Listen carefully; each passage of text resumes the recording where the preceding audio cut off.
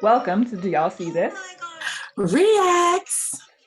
This is Eva. And this is Neci, and welcome back. We're gonna jump right into the catch up. As you can hear, I am getting better and better. My voice is not 100, but it is definitely on its way there. Thank you for everyone for the well wishes. Somebody commented on the last one. It was like, really hope it gets better. So I greatly appreciate no one sending me recipes. Just your thoughts and prayers have been working. Thank you. About to go on vacation. So hopefully next week's catch up will be all about, filling you guys in on how great of a time I had. And if it does not go as great as I hope, I will be blasting a company. So fingers crossed. I think that's all that's going on with me this week so far. We have a great episode that's going to be coming out for you soon. Yes. And have you tell me about your week? Yeah, so my boss was out again for the rest of the week. She just decided she did not want to come back to work, and that's the perks of being the boss. So Right? She was gone for the rest of the week, and it was fine. Like, we had a good day, a good week. It was kind of quiet, which was extra fine for me. I'm totally okay Yeah. with that. I went to the farmers market on Friday. Like, I had a day, and and got a whole load of fruits and vegetables, which was really nice. I also hit the pie shop. And I'm gonna shout out Mixed Fillings here in Jacksonville. They were absolutely fantastic. I got the moon pie. Did you post it on our? I did. I posted it. No, I posted it. I don't think so. Maybe I did. But I thought I posted it to my personal and to my Facebook, but who knows? It was really delicious. And I am not sure what it was, but in that meringue, there was like an extra flavoring. And I don't know what it is. I'm gonna have to go back and see if I can figure it out. But it was like not citrusy, but there was something extra. It wasn't just marshmallow and brulee on top. Yeah.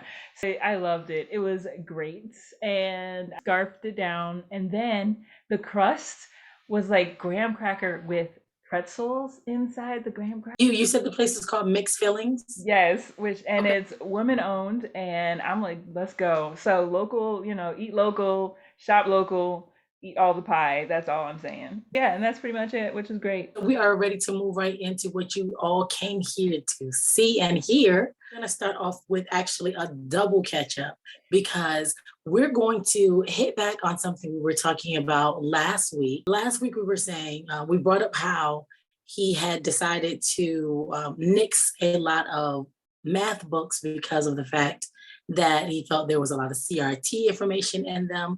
And we were really questioning, like, what about these math problems was telling him that it was about CRT. And we unknowingly hit on exactly what came true this, which is whatever. So it came out this week that the only publisher that is allowed to publish math books in Florida is Glenn Youngkin's Equity Company, which is another GOP governor. So we said in the episode, it's probably going to come out that one of his little friends is going to be publishing the only math books, and that's exactly what happened. Exactly. Also, I want to note that a lot of people were asking, why are you making these decisions? Why are you saying that these books have these forbidden topics or these prohibited topics, these things in them? And he refused to give examples. Like, he was like, he refused. He said, I'm not going to do that. They're proprietary to the publishers, blah, blah, blah. Some other journalists went back and they found examples off of the publishers' websites. And a lot of it was exactly what we were saying. It was social emotional learning. It was things like, how does this make you feel? And, and a lot of that in the books, and I was just like, really? We called it. And so it's going to be interesting. Moving on to part of our pop culture for this week. It kind of hits a little into real news as well, but still pop culture. So as everyone has heard over, I feel like it's been going on for like 10 years now. Meg Thee Stallion and Tory Lanez. There's a actual court case about where she alleges that Tory Lanez shot her. He alleges that he had nothing to do with it, actually. We've just been seeing a lot of back and forth, a lot of bickering online, more so coming from his side. And recently he did get cited, I believe also fined for coming out not only giving information that was from the case, but also giving information that was like evidence and stuff like that to the general public to be released by like a DJ or whatever. Now, the only reason I really bring this up is because what surprised me this week is I saw a clip of Megan Thee Stallion doing a full interview with Gayle King. In the clip that I saw, granted, no, I have not watched the entire thing. I've seen 2 clips and they were probably a minute or 2 apiece. She is detailing what happened bit by bit. Like she's not missing a detail. She's literally going, he was standing on the car, he was doing this, he said dance and this and the other. And I'm just like, I thought they couldn't do this. Is it just that he can't do it or she can't because she's in this she's the alleged victim? Like I don't get it. I thought if you say the court case is sealed in here, the court case is sealed in here. Am I missing something else? So I don't know. I don't know if it was like under a gag order, but I also was under the impression they weren't supposed to be talking about it. Now, with that being said, one of the things that Tory Lanez did, Tory Lanez, Tory, I don't know, Lanes, Now I'm gonna tell whatever. You know, that's we not a bad mess up. That's a good thing. Lanez. I don't know who he is. So one of the things he did recently and was, like you said, cited and fined for was breaking the, I believe it was like an actual restraining order by talking to Megan or at her online. And that's, and I'm wondering if when he did that, that opened the seal. And that's why we're seeing her come out and talk about it now. I mean, we'll see. You know, they still got to go to court and let the courts decide. But I'm pretty sure anybody who's been seeing this will last, like you said, 10 years, it feels like, or has already decided. Like what I really don't like about this is I don't like when things like this come to the court of public opinion. Yeah. Because I really just want it to go ahead and be handled. I feel like both of them have moved on from the situation, right? Whether or not it's emotionally moved on or anything. But I really feel like both of their careers are away from this. And it just seems like having to keep coming back to this court case keeps kind of like stunting them a little bit.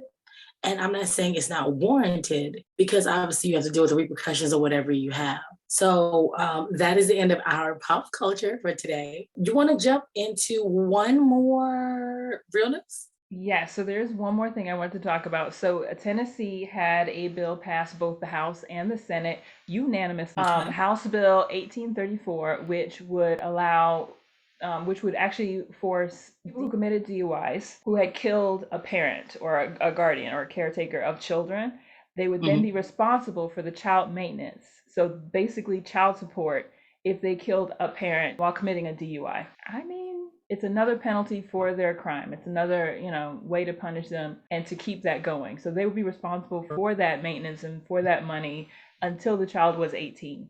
Now, the fees would then be reliant on, you know, the child's level of lifestyle before, if they had other parents or guardians taking care of them. Now, when we talked about this earlier, there's an aspect of this that I didn't even consider. Under normal circumstances, when a person is drinking under the influence and they kill someone, they normally have to go to jail. Yes. They normally, you know, their lifetime is suspended, you know, free. And they're not, I understand that there is such a thing as restitution and stuff like that. But how does that really work when the person is in jail and there is a child that needs that income? So there's two things. One is directly related to that, and that is that if the person is put in jail, which, I mean, if they just murder someone with a car because they were driving under the influence, that's where they belong.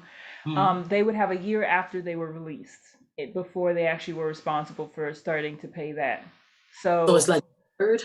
Yes, until they get out of jail. And the other thing I actually thought about when I heard this story, because I was very pro this bill, and then I started thinking I don't always trust the machinations of the systems in government.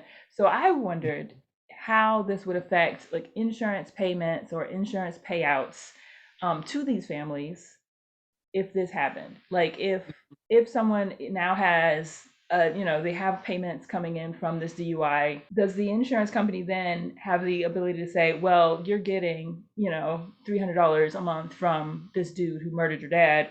We now have to pay $300 less. They shouldn't, because the insurance policy is completely on the person losing their life. You're wondering if they're going to start putting stipulations in where it is now going to be, if it was at fault of someone else, Yeah.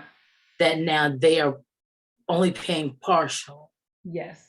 Of the person, because someone else is also, because this person caused it, they now are responsible for a portion of something that the insurance company doesn't want to have to pay. So it will be interesting to see how this shakes out. I wonder what the, unintended and intended consequences will look like.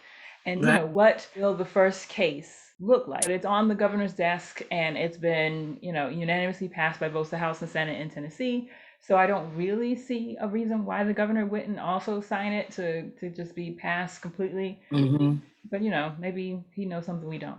Well, this has been a pleasure once again to let all you fine people hear my beautiful semi voice. It's been a pleasure catching up with you this week, Elle. We're out, guys. Yeah. Bye. Bye.